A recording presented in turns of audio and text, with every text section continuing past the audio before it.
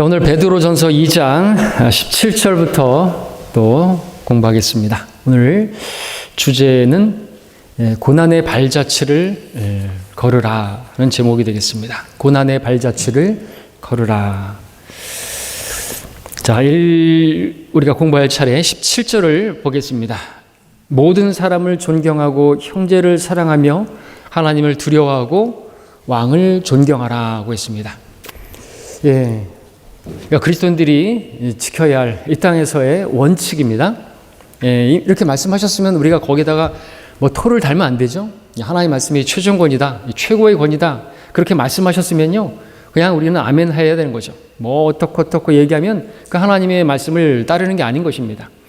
여러분들, 네로가 얼마나 잔인무도한, 극악무도한 그리스도인들을 박해하는, 그렇게 로마의 그 화재 사건을 일으켜놓고 그리스도인들이 그 짓을 저질렀다고 하면서 뒤집어 씌우고, 그 죄를 뒤집어 씌우고 전가시키고 그리고 죽이고 그랬던 그 네로 왕에 대해서도 베드로가 말하는 겁니다. 존경하라고까지 말해요. 복종하라고까지 말합니다.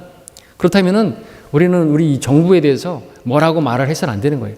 우리는 다만 하나님께서 다스려 주시도록 기도하고, 우리는 하나님께 예배하고 복음을 전하는데 걸림이 되지 않도록 그렇게 우리가 기도하고, 우리가 평온한 신앙생활을 하기 위해서 그렇게 이제 기도하는 것이지, 그리스도의 대사이고 또 우리가 이 치료자고 타국인인데 감나라 배나라 정치에 대해서 이렇게 얘기하는 것은, 그것은 합당치가 않은 것입니다. 우리 주님께서 부르시면 우리는 본향으로 본국으로 소환될 그러한 그리스도의 대사들인 것입니다.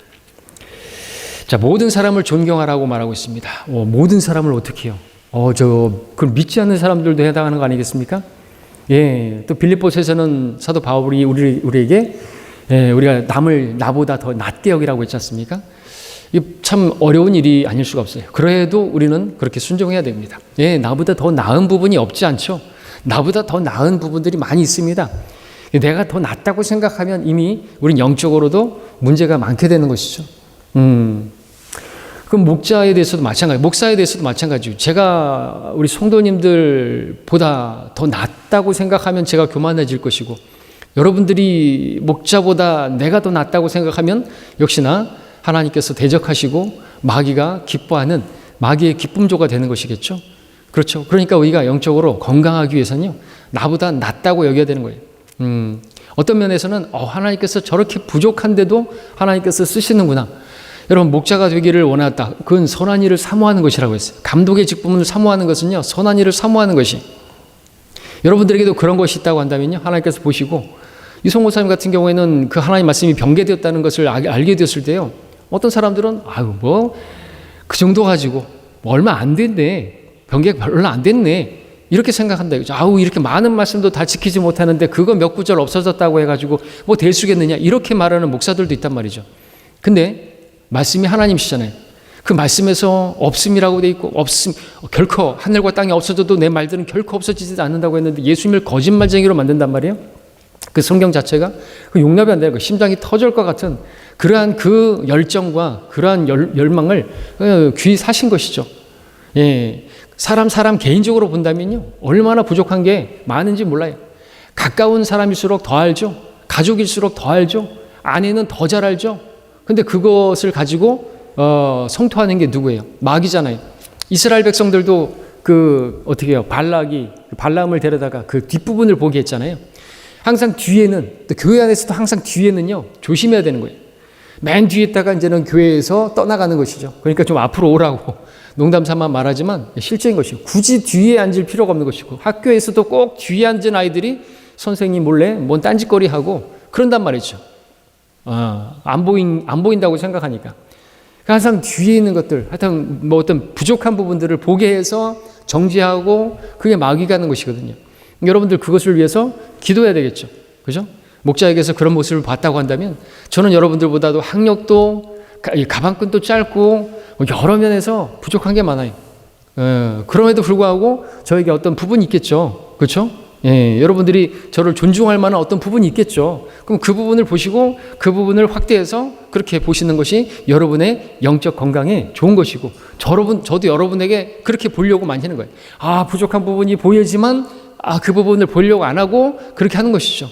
그래서 마음을 넓게 하고 그래도 저 형제님은 저 자매님은 나보다 더 나은 부분들이 많이 있다. 실제로 있잖아요. 얼마나 많은지 모르죠. 그렇게 생각해야 되는 거죠. 믿지 않는 사람들에 대해서도 우리가 더 넓게 우리 마음을 넓힌다면 그렇게 바라볼 수가 있는 것이에요. 그러니까 그런 부분들이 필요하죠. 그래야지 그들을 얻을 수가 있기 때문에 그래요. 그 관리들도 마찬가지고 그 관리들이 원래 그 악을 행하는 자들을 벌하고 선을 행하는 자들을 칭찬하라고 보낸 관리들인데 그렇게 안 하고 거꾸로 한다 할지라도 그들에 대해서도 존중할 수 있어야 되고 네로 왕이라 할지라도 그러한 극악무도한 왕이라 할지라도 존중하는 마음이 없이 어떻게 우리가 복음을 전할 수 있겠습니까? 하나님께서 원하시는 뜻이 뭐예요? 모든 사람이 구원받기를 원하시는데 이러한 말씀들을 우리가 그래서 큰 그림으로 볼 수가 있어야 하나님의 뜻을 이루는데 우리가 쓰임을 받을 수가 있게 되는 것이죠. 그렇지 않으면요, 우리가 그 어떤 정당성도 하나님 앞에 가질 수가 없는 것입니다. 자, 형제를 사랑하며 그랬습니다. 모든 사람 존중하고 형제 사랑은 이건 뭐 더라 말할 필요가 없겠죠. 형제는 당연히 그리스도 안에서 한 분 아버지에게서 태어난 사람들이고요. 이 형제 사랑에 대해서는 앞서 1장 22절에서 가시가 없는 형제 사랑에 이르렀다. 예수 그리스도의 피로 우리가 구원받은 그러한 우리들이 무엇보다도 서로 뜨겁게 사랑하라고 또 말을 했던 것이죠. 그렇게 뜨겁게 사랑하는 것이 없으면 허물이 보이게 되고, 뜨겁게 사랑해야 하는 이유는 그 허다한 죄들을 덮을 수 있기 때문에. 얼마나 많아요, 죄들이. 근데 그걸 다 덮을 수 있는 게 뭐예요? 사랑이잖아요. 나는 어때요? 나 같은 죄인도 없잖아요. 나 같은 죄인 살리신 사도 바울도 나 같은 죄인 중에 우두머리대가 없다 그랬어요. 주님과 교제를 하면 할수록 하나님 앞에 내가 얼마나 추한 죄인인가, 과거뿐만 아니라 지금도 마찬가지예요. 인간은 다 또 거기서 거기예요. 거기서 거기란 말이죠. 그렇죠? 인간은 신뢰할 게 못 돼요. 그러니까 어떻게 해요? 서로 용서해야 되고 내가 용서받은 거 생각하면서 내가 용서해 줘야 되고 내가 사랑받은 것처럼 사랑해 줘야 되는 것이죠. 그렇게 사랑하지 않으면 사랑이 사그러들면 죄들이 보이게 되고 죄들이 보이게 되면 손가락질하게 되고 정죄하게 되고 그럼 어떻게 돼요? 그 바리새인이 되는 거예요. 영적인 바리새인. 우리 서울교회에 있었을 때 영적 바리새인들을 경계하라. 그게 마지막 설교였는데 그 설교 듣고 받아들이고 너희 죄 흉악하나 눈과 같이겠네 어서 죽게 나오라 이렇게 추청하는데 안 나와요. 안 나와. 다 떨어져 나갔었어요. 이송 목사님의 그 마지막 설교였었는데 아마 제가 들었던 설교 중에서 가장 강력했고 가장 기억에 남는 그러한 설교였던 거예요. 영적 바리새인들을 경계하라. 교회 안에 영적인 바리새인들이 특별히 젊은 그 당시에 젊은이들이 다 영적인 바이러스에 이게 매닉 인페티션이라고 그러죠. 인페션. 이 집단적 마귀들림이라고 하죠. 이 집단적 마귀들림 들려가지고 이 완전히 공산당 같이 이렇게 변해가지고 쇠뇌돼 버린 거예요. 이재명이 그러한 주동자였었는데 이송 목사님 조카였잖아요. 가장 측근히 그런 짓을 벌이기도 하고 그러는 것이죠. 가장 가까운 사람이 또 가장 가깝기 때문에 또 그렇게 또 허물도 많이 받겠죠. 그래서 이송 목사님에 대해서 막 성토를 하고 집에서 있었던 일들도 성토하고 막 그러는 것이죠. 그런데 자기는 완전한가요? 자기는 자기 아내가 볼 때 그렇게 흠이 없나요? 그렇지 않아요. 그런 사람 없어요. 결국 지금 어떤가요? 열매가 어디 있나요? 어디 동사무소에서 지금 그런 일을 한다고 하고 있죠. 그 뒤로부터 아주 이상한 소문 나고 추한 소문 나고 그 사실이겠죠. 그러니까 쫓겨나서 지금 9급 공무원 생활하고 있는지 그런 얘기를 하고 있죠. 직업에는 귀천이 없지만 왜 하나님께 버림받고 하나님의 일을 한다고 나가가지고 한글 킹제임스 성경 이송 목사님 한글 킹제임스 성경 버렸다고 배교했다고 왜 자꾸만 유다 이스카리옷을 가룟 유다라 그러고 파라오를 바로라 그러고 이집트를 애굽이라 그러고 이송 목사님도 개혁성경으로 이게 익어가지고 금방 안 벗어지잖아요. 근데 자꾸만 개혁성경 표현을 쓰는 것이 이송 목사님께서 번역하신 킹제임스 성경 한글 킹제임스 성경을 버렸다라고 그렇게 하는 사람들은 뭐예요? 설교했지만 지나친 의인들인 거예요. 자기는 젊으니까 빡 바뀌나요? 유다 이스카리옷을 이제 가룟 유다라 아는 거라고 이제 바로 그렇게 말할 수 있나요? 그리고 솔로몬의 노래 안 그러고 이제 아가서 안 하고 재판관계 이것을 사사기라고 그렇게 하는 것이 연약함이죠. 그게 그런 걸 가지고 하나하나 다 꼬투리 잡고 그러면요 주위에 아무도 없는 거죠. 그리고 아무도 없잖아요. 결국에는 불신자들 사이에서 그냥 세상 일이나 하고 그래야 되는 거죠. 열매를 보면 나무를 알 수 있어요. 그 사람이 누구인가. 자, 형제를 사랑해야 됩니다. 이거는 뭐 그래서 주님께서 새 계명으로 주신 거 아니겠습니까? 우리는 철저하게 이걸 붙들어야 되는 거예요. 자, 그 다음에 하나님을 두려워하고 왕을 존경하라고 말하고 있습니다. 이 순서도 하나님 영감으로 주신 것이죠. 왕을 존경하지 않는 사람들이 있어요. 뭐 기독당을 세우고 우리나라의 어떤 그런 이 종교 지도자들, 주의 종이라고 하는 사람들, 뭐 정광훈이라는 사람들, 뭐 이런 사람들, 그러면 안 되는데, 우린 충분히 이해도 하고 하는데, 그러면 안 되는데 왜 그러는가 이거죠. 왜 그런지 아세요? 답을 하시는 분 말씀해 보십시오. 왜 그렇게 왕을 존경하지 않고, 왜 왕을 복종하지 않고 왜 그런지 아세요? 답을 말씀해 보십시오. 네? 답이 나와 있는데요, 지금. 네? 그렇죠. 하나님을 순서가 영감으로 받았다 그랬잖아요. 순서도 잘 봐야 돼요. 하나님을 두려워하지 않으니까 왕을 존경하지 않는 거예요. 하나님을 사랑하지 않으니까 형제를 사랑하지 않는 거예요. 첫째부터 넷째 계명까지가 하나님을 사랑하라고, 다섯째부터 열째까지가 이웃을 사랑하라고, 형제 사랑인데 이것이 두 가지로 나눠줄 수 있는데 하나님 사랑하지 않으니까 형제 사랑하지 않는 거예요. 형제 사랑하라, 형제 사랑해도 안 해요. 왜? 하나님 사랑하지 않으니까. 왜 왕을 복종하지 않습니까? 하나님을 복종하자. 여러분 야고보서에서 말씀하고 있죠. 마귀를 대적하라. 그 앞에 뭐가 나오는 줄 아세요? 하나님께 복종하라가 나와요. 하나님께 복종하지 않으면요, 하나님께 복종하지 않은 그 자체가 마귀에게 틈을 준 거고, 마귀에게 이미 자기가 대적하지 않고 있는 거예요. 마귀가 이미 와 있는데 대적하지 않네요. 마귀를 대적하지 않는 이유가 뭐예요? 하나님의 말씀에 복종하지 않는 거예요. 왜 왕을 존경하지 않는 것인가? 하나님을 두려워할 줄 모르는 사람들이라는 것이죠. 정동수라든지 뭐 전광위라든지, 이제는 누구예요? 중흥교회 코미디 목사, 장경동 목사, 이런 사람들 하나님을 두려움이 없는 거예요. 하나님을 두려움이 없으니까는 하나님도 나한테 까불면 죽는다고 이런 선을 넘어도 한참 넘는 말을 하죠. 그렇죠? 이 하나님보다 이 마귀는 하나님을 두려움 없이 지어진 존재라고 했는데 하나님도 두려워하지 않는 거예요. 그런 자를 쫓아가고 그런 자를 추앙한다는 건 그건 마귀 편에 서는 것이나 마찬가지인 것을 우리가 알아야 되는 것이죠. 그냥 말하는 게 아닙니다. 성경이 말씀하시는 대로 왜 왕에 대해서 전도서에서는 왕의 밤에도 낮에도 밤에 하면은 쥐가 듣고 낮에 하면은 새가 듣는다는 말씀이 나오잖아요.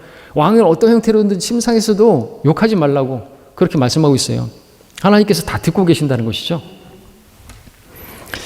우리 18절로 넘어가서 종들아 너 모든 두려움으로 너희 주인들에게 복종하되 선하고 온화한 자들에게 뿐만 아니라 까다로운 자들에게도 그렇게 하라 말하고 있습니다.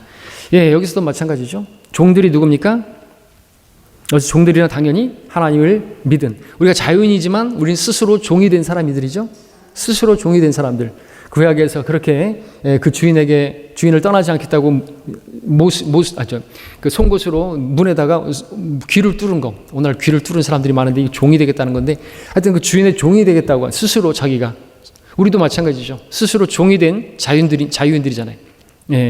그런 우리들은 또 베드로 당시에는 실제로 자기의 신분이 이제 그리스도 안에서는 자유롭게 되었지만 또 종으로 있는 주인을 섬기는 그런 종의 제도가 있었기 때문에 그들에게 말하는 것이고, 오늘 우리에게는 직장 상사에 대해서도 그렇게 하라고, 까다로운 자에게도 복종하고, 나에게 잘해주는 사람에게, 그 직장 상사에게만 잘해주고 막 그렇게 딸랑딸랑거리고 나에게 까다롭게 하고, 그런 상사에게는 막 뒤에서 욕하고 그러지 말라는 것이죠. 그러지 말라는 거죠. 나에게 잘해주는 사람한테만 잘해주고, 나를 사랑하는 사람한테만 나도 사랑하고, 그것은 이교도들도 믿지 않는 사람들도 한다고 무슨 그럼 감사가 있겠느냐고 우리 예수님께서 말씀하지 않았습니까? 그런 건 이방인들도 개들도 그런 사랑은 하고 그런 감사는 한다라는 것입니다. 자, 바울은 앞서도 봤지만 주인들에게 두려움과 떨림으로 복종하라고 그랬고요. 종들에게 그렇게 명령했고, 순전한 마음으로 그리스도께 하듯 하라고 명령했죠. 사람을 기쁘게 하는 자처럼 하지 말고, 눈가림으로 하지 말고, 그리스도의 종으로서 마음으로부터 하나님의 뜻을 행하라고, 그게 하나님의 뜻이라고 말하고 있는 거죠. 선한 뜻으로 봉사하라고, 죽게 하듯 하고 사람에게 하듯 하지 말라고 에베소서 6장 6절 7절에서 이미 또 썼는데, 베드로도 같은 영 안에서 이와 같은 말씀을 하고 계신 하나님의 말씀인 것입니다. 종이 주인을 섬기는 그 대상, 그 주인들은요, 사람에 따라서 어떤 사람들은 정말로 이해가 안 되는, 정말로 나를 힘들게 만드는 그런 사람들이 있는가 하면 선한 사람도 있습니다. 온화한 사람도 있습니다. 그죠? 근데 그리스도의 종으로서 하나님의 뜻을 행하는 사람이라고 한다면요, 주님께 하듯이 그렇게 주인을 섬긴다고 한다면요, 그 사람이 까다로운 사람이든 선하고 온화한 사람이든 그것은 우리가 따질 문제가 아니라는 거죠. 주님 앞에서 주님, 저 사람은 도저히 내가 복종할 수가 없습니다 라고 말할 수 없다는 것입니다. 그렇죠? 그래야 되는 것이죠. 왜요? 그래야지 하나님의 큰 뜻이 이루어질 수 있기 때문에 그렇죠. 뒤에서 욕이나 하고 뭐 그러게 되면은 그 사람을 얻을 수가 없단 말이에요. 얻을 수가 없어요. 그때마다 항상 우리가 우리 자신을 돌아볼 수가 있어야 되는 것이죠. 주님께서 나를 얻으시기 위해서 얼마나 오래 참으셨는가, 나 같은 죄인을 얻으시려고 얼마나 나에 대해서 기다리셨고 선하게 대해주셨고 또 그렇게 계속해서 오래 참아주시고 그러셨는가를 우리가 생각할 수가 있어야 하는 것이죠. 개구리 올챙이적 시절을 생각하지 않으면 안 되는 것입니다. 자, 그리스도인들은 이렇게 인간의 모든 법령에 복종하고 권세 있는 왕과 관리들에게 복종하고 모든 사람들을 존경하고 아내는 남편에게 복종하고 종들은 주인에게 복종하고, 이게 맹목적인 복종처럼 보일지 모르겠지만요, 이것이 하나님의 뜻이고 하나님께서 기뻐 받으실 만한 것이고 또 결국 그분께서 영광을 받으실 것이다. 그렇게 하면 좋은 열매가 맺어질 것이다 라는 것이죠. 그래서 우리가 아무리 어떤 사람이랄지라도 그 가운데서 우리가 선을 행하게 된다면 반드시 열매를 거두게 되는데, 하나님께서 영광을 받으실 만한 그러한 결과, 하나님께서 원하시는 그가 구원을 받는 또 진리의 지식에 이르게 되는 그와 같은 결과가 열매로 맺어질 수 있다라는 것입니다. 자, 그런데 그렇게 하나님의 뜻이나 하나님의 기뻐하심이나 하나님의 영광과 무관하게 복종하는 것은 그냥 무관한 복종이고, 그러한 복종은 하나님께서 기뻐 받으실 만한 것도 못 되고, 어떤 것이요? 지난주에 말씀드렸던 것처럼 아내가 남편에게 복종하는데 하나님의 말씀이 그러하기 때문에 복종하는 게 아니라 그냥 단지 남편이 너무나 사랑스럽고 남편이 그냥 단지 두려워서 그렇게 그냥 어떤 것들에도 순종하고 복종한다면 그것은 하나님과 상관없는 것이고, 그러한 복종에 따른 그러한 섬김은 하나님께서 계산해 주시지 못하는 어떤 영광도 기대할 수 없다라고 하는 것입니다.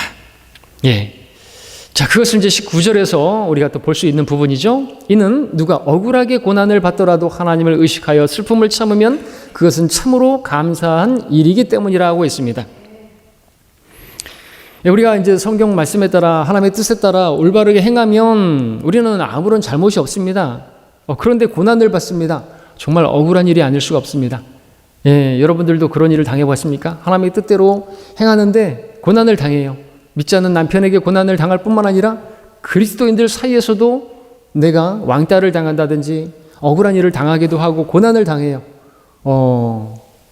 그죠? 그런데 그때 참으면 하나님께서 영광을 받으시고 또 상을 주실 것입니다.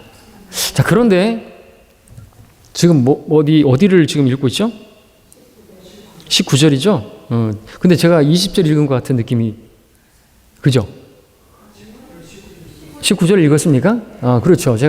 그러면서 제가 자연스럽게 아까 이야기했던 그 18절의 내용을 자연스럽게 20절로 연결했는데 19절을 보고 지나가겠습니다. 20절을 먼저 보면 그렇죠.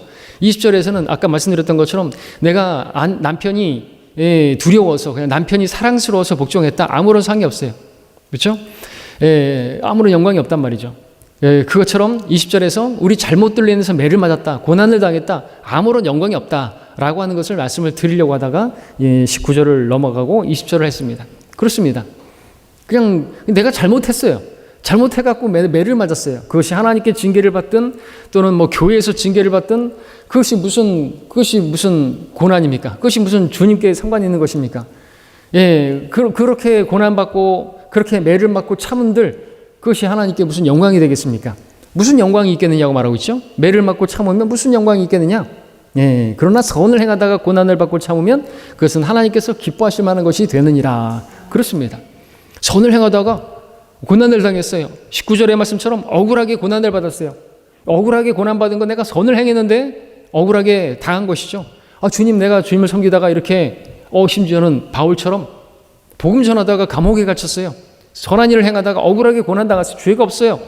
그런데 어떻게 해요? 그 가운데서도 참고, 그 가운데서도 찬송을 부르고, 그 가운데서도 그저 하나님의 영광을 드러내니까 그 가운데서 죄수들이 구원받게 되고 간수가 구원받게 되고 그런 일들이 벌어지지 않습니까? 바울과 실라가 감옥에 갇혔다고 하나님을 원망하면서 불평하면서 주님 이게 뭡니까? 주님 잘 섬겼더니 이게 뭐예요 도대체? 이런 고난이나 주시고 나 하나님 안 믿을래? 그러면 어떻게 되죠? 아무도 구원받지 못하죠. 아무도 그들을 통해서 하나님의 영광을 볼 수가 없겠죠. 우리가 병원 침상에 누워가지고 막 하나님을 원망하고 내가 예수님을 잘 믿고 교회 열심히 다니고 내가 성경대로 믿는 교회 다녔는데 이 모양 이 꼴이고 막 그러면은 그 문병 온 사람들이 다 큰일 났네요. 큰일 났어. 다 지옥에 보내는 거예요. 어디 하나님의 영광을 볼 수가 있겠습니까? 어디 하나님의 그 뜻이 이루어지겠습니까? 안 된다는 것이죠. 그렇죠? 그렇게 그 가운데서 참고 인내할 뿐만 아니라 나이가 잘못했을 그 사람에 대해서도 악을 행하는 사람에 대해서도 우리가 어떻게 해요? 오히려 선으로 갚고 오히려 그가 줄일 때 목마르면 먹을 것을 주고 마실 것을 주고 그렇게 하면 그 사람의 머리 위에 숯불을 쌓는 것이라고 했고 그러면 그 사람이 좀 열받는다 할지라도 나중에는 다가와가지고 전에 말씀드렸던 것처럼 너 지옥 가 이 새끼야 막 그렇게 강하게 얘기했더니 그가 자기의 그 죄들 때문에 자살하려고 시도했다가 그 새벽에 쫓아와서 문을 두드리고 내가 자살하려고 하는데 너의 그 말 때문에 내가 못 죽겠다. 진짜 지옥이 있느냐. 자, 그렇게 하면서 그 혼이 구원을 받게 되지 않습니까? 그렇게 박해를 하고 미쳤다고 그러고 그래도 참고 그래도 또 가서 걔가 친구니까 동갑내기고 같은 또 장비 기사였고 하니까 그렇게 계속해서 얘기했던 거지. 지옥 가면 안 된다고요. 그렇게 막 이 새끼 저 새끼 하지만 그건 친구들 사이에서 하는 말이니까 욕이 아니죠. 그들 사이에서는 더 어리기 때문에 그렇게 했지만 그렇습니다. 그렇게 해서 우리가 하나님의 뜻을 이루어야 되는 거죠. 악을 악으로 갚지 말고 오히려 참을 뿐만 아니라 우리 여기서 참으라고 말하고 있지만 참으면 잘하는 것이지만 거기다가 오히려 선을 행하고 오히려 그들을 축복하고 오히려 그들을 위해서 기도하라고 주님께서 또 가르쳐 주지 않았습니까? 그런다고 한다면 그건 정말 감사할 일이고 정말 그가 나에게 감사할 일이고 하나님께 감사하는 열매가 맺어지게 되는 것입니다. 자, 21절 보겠습니다. 이를 위하여 너희가 부르심을 받았으니 그리스도도 우리를 위하여 고난을 받으시고 우리에게 한 본을 남겨놓으시어 너희로 그의 발자취를 따르게 하셨느니라 말씀하고 있습니다. 자, 우리는 부르심을 받았습니다. 누구에게서요? 하나님에게서. 우리 주님에게서 부르심을 받았습니다. 네, 우리가 부르심 받았다는 건 다른 말에서 구원을 받았다는 것입니다. 그렇다면 우리가 무엇을 위해서 구원을 받았는가? 무엇을 위해서 구원을 받았는 것인가? 이를 위하여라고 말씀하고 계십니다. 이를 위하여라니 무엇을 위하여서라는 것입니까? 고난을 받기 위해서다라고 말씀하고 있습니다. 여러분 우리는 고난을 받기 위해서 구원을 받은 것이다 라고 러커 목사님께서는 쓰고 계십니다. 뿐만 아니라 우리는 성경 여러 군데서 우리가 고난도 함께 받아야 된다. 우리가 하나님의 자녀라고 한다면 우리가 하나님의 상속자들이라고 한다면 그 상속을 받으려고 한다면 여러분들 고난은 옵션이 아니에요. 선택사항이 아닙니다. 필수입니다. 필수. 우리가 구원으로 부름을 받았어요. 또한 고난으로 부름을 받았어요. 주님께서 나를 구원하시기 위해서 그 고난을 당하셨습니다. 나는 이제 구원받았습니다. 근데 나는 이제 주님을 위해서 고난받기를 싫어한다? 내가 고난을 받지 않으면 그 사람이 구원을 못 받아요. 주님께서 고난을 당하심으로 내가 구원을 받았어요. 주님께서 고난 당하시기를 거부하셨다면 십자가를 지기를 거부하셨다고 한다면 나는 멸망할 수밖에 없는 거예요. 이제 우리 차례입니다. 내가 고난받기를 십자가를 지기를 거부한다면 그 사람은 내가 지옥에 보내는 거예요. 그 사람 하는 사람, 그 친구, 그 사람 지옥에 보내는 게 나라는 것이죠. 내 손에서 그 그의 피를 찾겠다고 구약적으로 말한다면 내 책임이라는 거죠. 우리 손은 피로 어울룩져 있지 않나.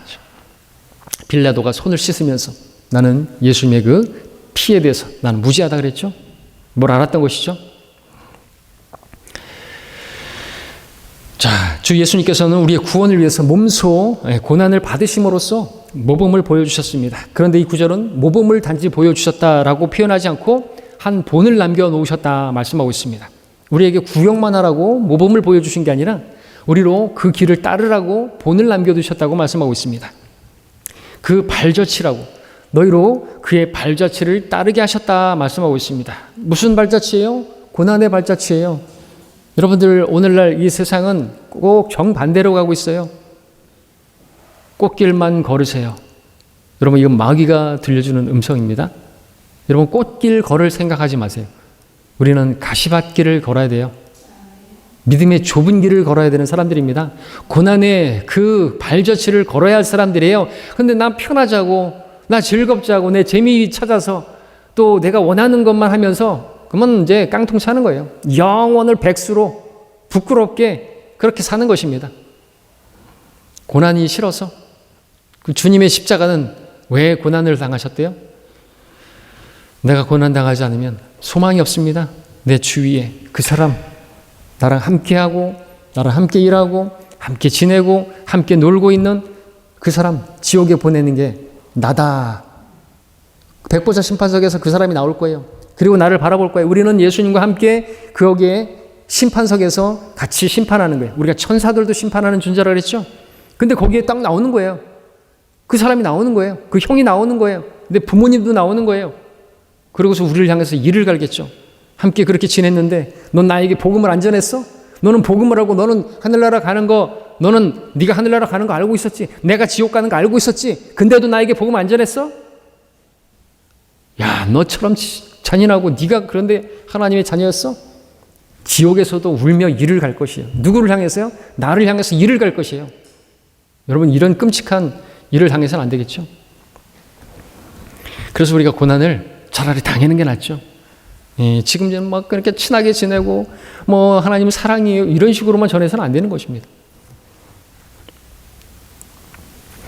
그래서 말씀하시죠. 누구든지 나를 따라오려거든 그 발자취를 따라오려거든 자기 십자가를 지고 자기를 부인하고 나를 따라오래. 자기 십자가를 지지 않고 나를 따르는 자는 합당치 않다 이거죠. 합당치 않은 것이에요. 십자가를 진다는 것은 말 그대로 죽는다는 것입니다. 뭐 죽기까지 신실하는 거 아닙니다. 죽도록 충성하는 거 아닙니다. 말 그대로 그 이상의 의미로서 죽음을 말하는 거예요. 여러분 예수님 이 초기의 사도시대는요. 예수님 믿는다는 건 그냥 십자가를 지는 것이고 말 그대로 죽음이에요. 그냥 화형장에 가는 것이고 십자가에 매달리는 것이고 그렇게 죽어간 사람들이 말 그대로 십자가를 졌어요. 죽음이었어 죽음. 오늘 우리는 어때요? 주님께서 우리에게 바라는 건 우리도 십자가에서 죽으라 이거죠. 내 육신을 그 정욕과 함께 죽은 것으로 여기라고. 그 정도도 못한다 이거죠. 그 정도도. 내가 창피해서 신말로 쪽팔려서 전도지 한 장 못 전달해주는 그 모습이 얼마나 부끄러운가. 우리가 나 자신을 돌아볼 수 있어야 되는 것입니다.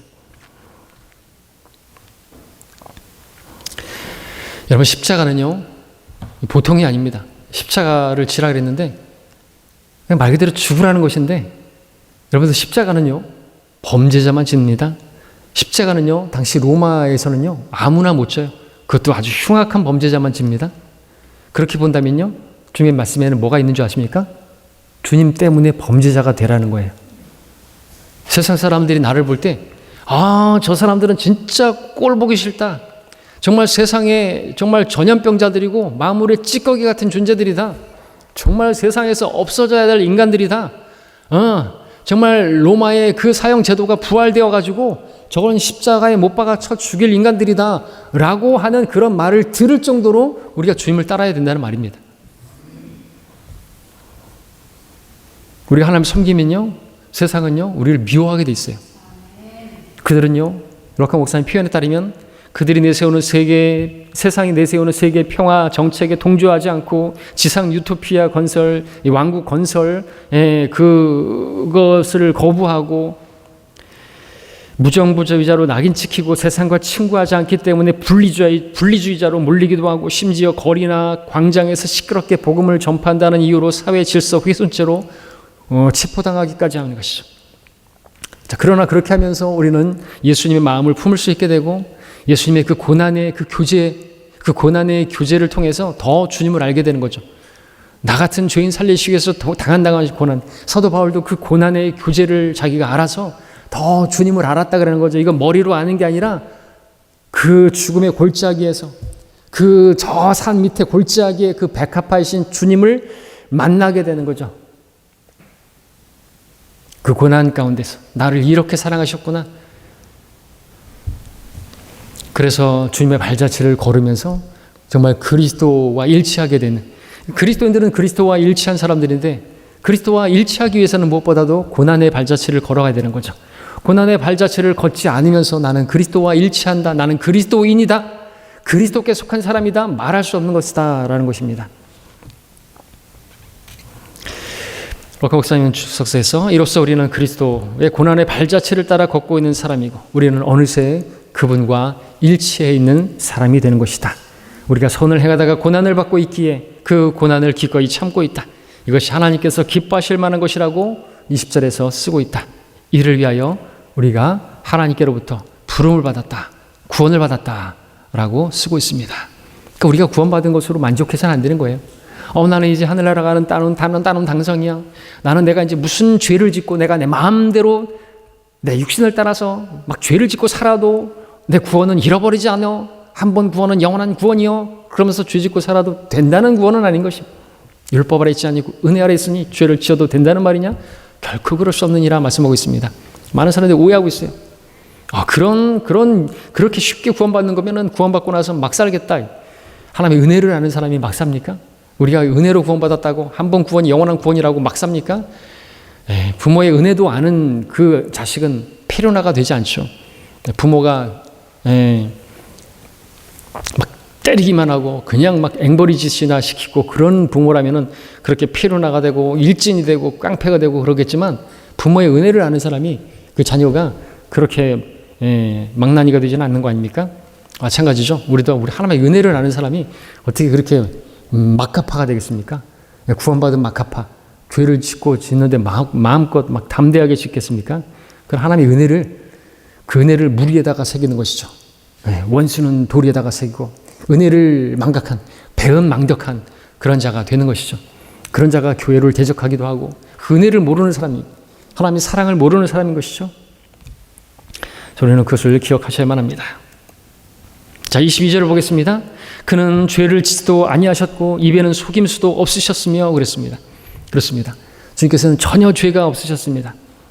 고난당하는 중에도 죄를 짓지 않으셨습니다. 견디기 어려운 고난이었지만 그 가운데서 고난을 면하고자 어떤 죄가 되는 일을 하지 않으셨습니다. 말할 수 없는 고난 중에서도 그 고난을 줄여보고자 십자가상에서도 그 쓸개탄 그 모략을 마시지도 않았죠. 온전히 그 고난의 그 잔을 찢기까지 다 마셨던 것이죠. 비굴하게 살려주세요 부인하거나 그러지 않으셨습니다. 경비병들에게 붙들렸을 때 대제사장 앞에서 주님께서는 어떤 태도를 보이셨나요? 나는 세상에 드러나게 말하였고 또 유대인들이 항상 다니는 회당과 성전에서 가르쳤으며 아무것도 비밀리에 말하지 아니하노라. 어찌하여 내게 묻느냐? 내가 말한 것들을 들은 사람들에게 물어보라. 보라, 그들이 내게 말한 것을 알고 있느라. 담대하게 말씀하셨습니다. 조금만 이렇게 좀 낮추고 조금만 어떻게 이렇게 좀 위축된 모습을 보이면 동정심이라도 발휘해서 그렇게 했을 텐데 풀어줄 수도 있었는데 아니라는 것이죠. 얼마나 당당하셨던지 경비병 중에 하나가 손바닥으로 예수님을 때리자 대제사장에게 무슨 말버릇이 그것이냐라고 하자 주님께서는 말씀하셨습니다. 만일 내가 잘못을 말하였으면 잘못한 것에 대한 증거를 대라. 당당하셨습니다. 참을 수 없는 모욕 중에서도 고난당하는 중에서도 주님에는 그 입에는 모욕이 없으셨고 욕을 욕으로 갚지 않으셨고 간사함도 없으셨고 어떻게 뭔가 타협하는 것도 없으셨습니다. 이런 담대함, 속임수도 없으셨고 죄도 없으셨다 말씀하고 있습니다. 23절에서는 모욕을 당하셨지만 다시 모욕으로 갚지 않으셨고 고통을 당하셨으나 위협하지 않으셨고 오직 의롭게 심판하시는 하나님 아버지께 자신을 의탁하셨느니라 말하고 있습니다. 우리도 마찬가지예요. 우리도 이렇게 해야 되는 거죠. 모욕을 당했다고 해서 욕을 당했다고 그대로 욕으로 갚아주고 눈에는 눈, 이에는 이, 이것은요 아주 초등적인 것이고 구약적인 것이고, 그죠? 우리는 종이 아니라 아들들로서 주님의 그 사랑을 받은 자들로서 이렇게 주님의 이게 바로 주님이 걸어가신 발자취를 걸어가는 것입니다. 욕을 먹었다고 해서 같이 욕하고 맞받아치고 그러면은 결과적으로 어떻게 돼요? 그 사람, 내가 욕한 그 사람이 구원받지 못하는 것이죠. 우리는 그때 하나님께서 다 보고 계신다 이거죠. 다 보고 계시죠, 주님? 우리가 행하는 어떤 우리의 행위에 대해서 일곱 교회에 보면은 내가 너의 행위를 아노라, 내가 너의 인내를 아노라 말씀하시지 않습니까? 다 알고 계시는 그 주님을 우리가 의식한다고 한다면 우리가 그 가운데서도 기뻐할 수 있고 하나님의 영광을 바라보면서 그 영광을 사모하면 결국에 영광의 관으로 씌워주실 것입니다. 그런 믿음의 발자취, 그 고난의 길이랄지라도 그 길을 걸어가는 우리가 되기를 하나님께서 바라십니다. 여기까지 공부하겠습니다.